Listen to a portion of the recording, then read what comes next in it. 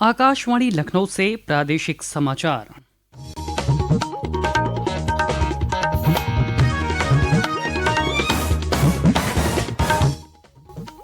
मुख्य समाचार। बारिश और बांधों से पानी छोड़े जाने के कारण प्रदेश की 5 नदियां खतरे के निशान से ऊपर पहुंची। सैकड़ों एकड़ फसल हुई जलमग्न। प्रशासन राहत कार्य में जुटा। सुप्रीम कोर्ट ने आज नीट परीक्षा मामले पर सुनवाई करते हुए सीबीआई से अब तक की जांच की स्टेटस रिपोर्ट मांगी। 11 जुलाई को होगी मामले में अगली सुनवाई। प्रदेश सरकार ने 100 वर्ष पुराने 28 प्रजातियों के 948 पेड़ों को घोषित किया विरासत वृक्ष। वृक्षारोपण जन अभियान के तहत 11 जनपदों में तैयार होगी विरासत वृक्ष वाटिका। और सरकार ने एडवाइजरी जारी कर कांवड़ यात्रा के दौरान हथियारों के प्रदर्शन पर लगाई रोक। यात्रा के मार्गों पर शराब और मांस की दुकानें रहेंगी बंद।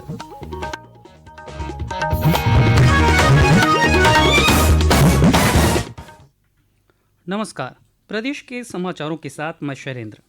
प्रदेश में रुक रुक कर हो रही बारिश और अलग अलग बांधों से पानी छोड़े जाने के कारण प्रदेश की 5 नदियां खतरे के निशान से ऊपर बह रही हैं, जिससे बाढ़ का खतरा बढ़ गया है।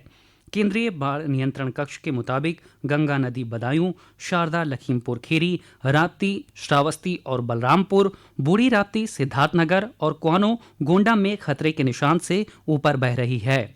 शारदा और क्वानो नदी का जलस्तर बढ़ गया है, वहीं अन्य नदियों का जलस्तर स्थिर बताया जा रहा है। इसके अलावा सरयू, घाघरा और गंडक नदी भी खतरे के निशान से महज आधा मीटर नीचे बह रही है। प्राप्त जानकारी के मुताबिक शारदा नदी का जलस्तर बढ़ने से पलिया तहसील क्षेत्र में खीरी पीलीभीत बॉर्डर पर बसे गोविंद नगर गांव में पानी पहुंच गया है। एसडीएम कार्तिकेय सिंह ने गांव में फंसे परिवारों को सुरक्षित स्थानों पर पहुंचा दिया है। सदर तहसील क्षेत्र के बाढ़ प्रभावित क्षेत्र बड़ा गांव, धोबियाना और सिंधिया में एसडीएम सदर अश्वनी कुमार सिंह और तहसीलदार सुशील प्रताप सिंह ने दौरा किया और लेखपाल को बाढ़ से प्रभावित फसल और घर का सर्वे करने के निर्देश दिए। अयोध्या में सरयू का जलस्तर प्रति घंटे 1 सेंटीमीटर की रफ्तार से बढ़ रहा है। जनपद के तटीय क्षेत्रों में प्रशासन ने सतर्कता बरतना शुरू कर दिया है। बस्ती जिले में नेपाल से पानी छोड़े जाने के बाद घाघरा का जलस्तर बढ़ने से दर्जनों गांव में फसल जलमग्न हो गई है। घाघरा नदी प्रति घंटे 1 सेंटीमीटर की रफ्तार से बढ़ रही है। बाढ़खंड के अधिकारी बांधों पर कैंप किए हुए हैं, साथ ही बाढ़ चौकियों को सक्रिय कर दिया गया है।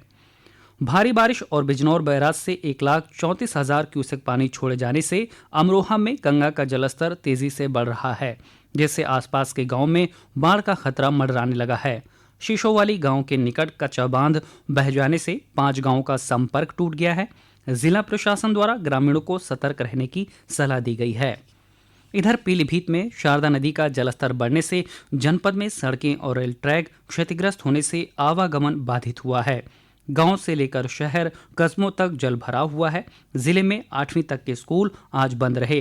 पेश है हमारे प्रतिनिधि की रिपोर्ट।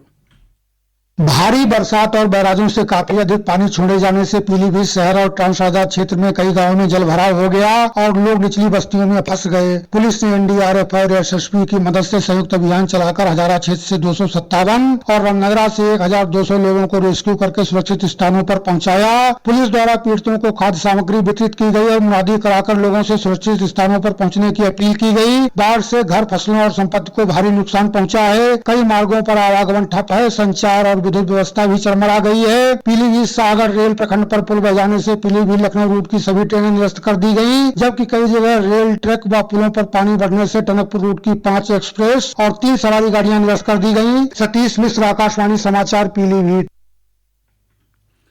प्रदेश में बीते 24 घंटों में सर्वाधिक 112.4 मिलीमीटर बारिश लखीमपुर खीरी में दर्ज की गई है।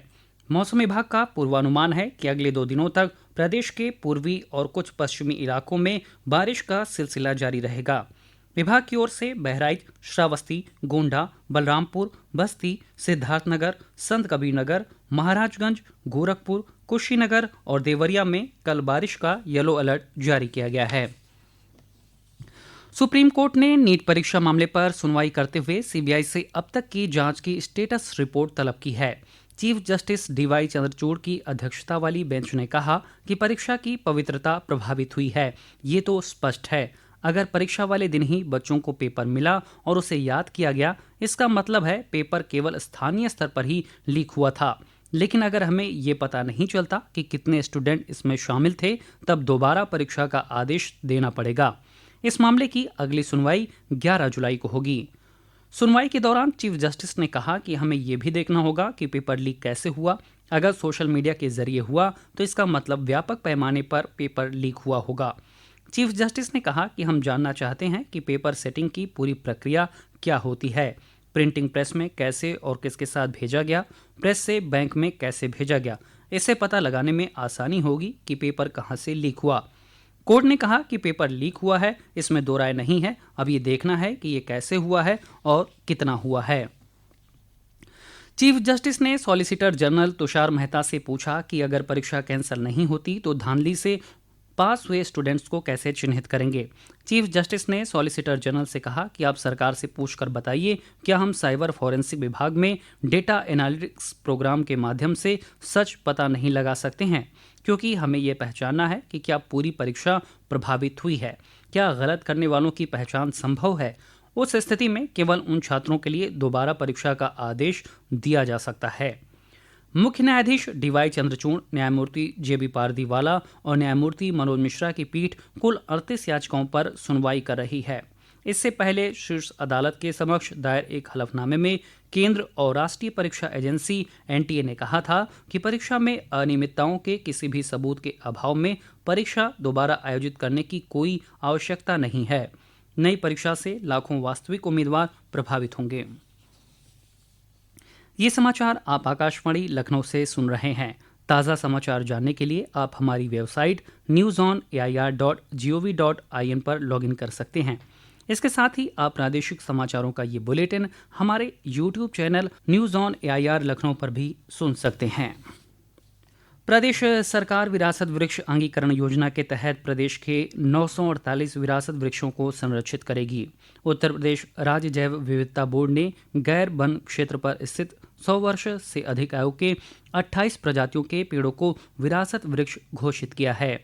इनमें अरू, अर्जुन, आम, इमली, कैम, करील, कुसुम, खिरनी, शमी, गम्हार, गूलर, छितवन, चिलबिल, जामुन, नीम, एडेंसोनिया, पाकड़, पीपल, पीलू, बरगद, महुआ, महोगनी, मैसूर बरगद, शीशम, साल, सेमल, हल्दू व तुमाल के पेड़ शामिल हैं।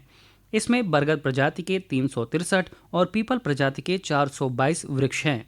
ये वृक्ष प्रदेश के सभी 75 जनपदों में हैं। काशी में सर्वाधिक 99, प्रयागराज में 53, हरदोई में 37, गाजीपुर में 35 और उन्नाव में विभिन्न प्रजातियों के 34 विरासत वृक्ष हैं। इसके साथ ही वृक्षारोपण जन अभियान 2024 के तहत प्रदेशवासियों को चिन्हित विरासत वृक्षों के प्रति जागरूक करने के उद्देश्य से 11 जनपदों में विरासत वृक्ष वाटिका तैयार की जाएगी। ये वाटिका गोरखपुर, अयोध्या, लखनऊ, प्रयागराज, वाराणसी, मेरठ, बरेली, मथुरा, सीतापुर, चित्रकूट व मिर्जापुर में तैयार होगी। हर वाटिका में विरासत वृक्ष से तैयार पौधे अनिवार्य रूप से लगाए जाएंगे। प्रदेश सरकार ने कांवड़ यात्रा के संबंध में एडवाइजरी जारी कर हथियारों के प्रदर्शन पर रोक लगाई है। सरकार की एडवाइजरी के अनुसार 22 जुलाई से शुरू होकर 19 अगस्त तक चलने वाली कांवड़ यात्रा के दौरान डीजे और धार्मिक गाने तय सीमा के भीतर बजाए जाएंगे। डीजीपी प्रशांत कुमार ने बताया कि यात्रा के मद्देनजर यातायात व्यवस्था में बदलाव किया गया है। यात्रा शुरू होने वाले मार्गों पर भारी वाहनों के प्रवेश पर रोक रहेगी। इसके अलावा 21 जुलाई की मध्यरात्रि से दिल्ली एक्सप्रेसवे, देहरादून एक्सप्रेसवे और चौधरी चरण सिंह कांवड़ मार्ग पर भारी वाहनों के प्रवेश पर रोक रहेगी। राज्य सरकार पौधारोपण जन अभियान 2024 के अंतर्गत पड़ोसी देश नेपाल और सीमावर्ती राज्यों से सटे प्रदेश के जिलों में मित्र वन बरसाएगी। इसके लिए 35 वन प्रभागों का चयन किया गया है। सीमावर्ती जिलों में पौधरोपण कार्यक्रम के लिए वन विभाग की तरफ से तैयारियां शुरू कर दी गई हैं। प्रदेश में हरियाली बढ़ाने के लिए इस साल 35 करोड़ पौधरोपण का लक्ष्य रखा गया है। नीति आयोग की ओर से चलाए जा रहे संपूर्णता अभियान के तहत आज भदोई के आकांक्षी ब्लॉक औराई में कार्यक्रम आयोजित किया गया। कार्यक्रम में जिलाधिकारी विशाल सिंह ने कहा कि ब्लॉक में 100% लक्ष्य प्राप्ति के लिए 100 दिनों तक अभियान चलेगा। वहीं चंदौली के आकांक्षी विकासखंड चहनिया में आज संपूर्णता अभियान की शुरुआत की गई। और अंत में मुख्य समाचार एक बार फिर।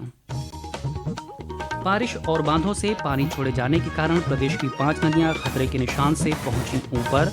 सैकड़ों एकड़ फसल हुई जलमग्न। प्रशासन राहत कार्य में जुटा। सुप्रीम कोर्ट ने आज नीट परीक्षा मामले पर सुनवाई करते हुए सीबीआई से अब तक की जांच की स्टेटस रिपोर्ट मांगी। 11 जुलाई को होगी मामले में अगली सुनवाई। प्रदेश सरकार ने 100 वर्ष पुराने 28 प्रजातियों के 948 पेड़ों को घोषित किया विरासत वृक्ष। वृक्षारोपण जन अभियान के तहत 11 जनपदों में तैयार होगी विरासत वृक्ष वाटिका। और सरकार ने एडवाइजरी जारी कर कांवड़ यात्रा के दौरान हथियारों के प्रदर्शन पर लगाई रोक। यात्रा के मार्गों पर शराब और मांस की दुकानें रहेंगी बंद। प्रादेशिक समाचार के इस बुलेटिन में फिलहाल इतना ही। नमस्कार।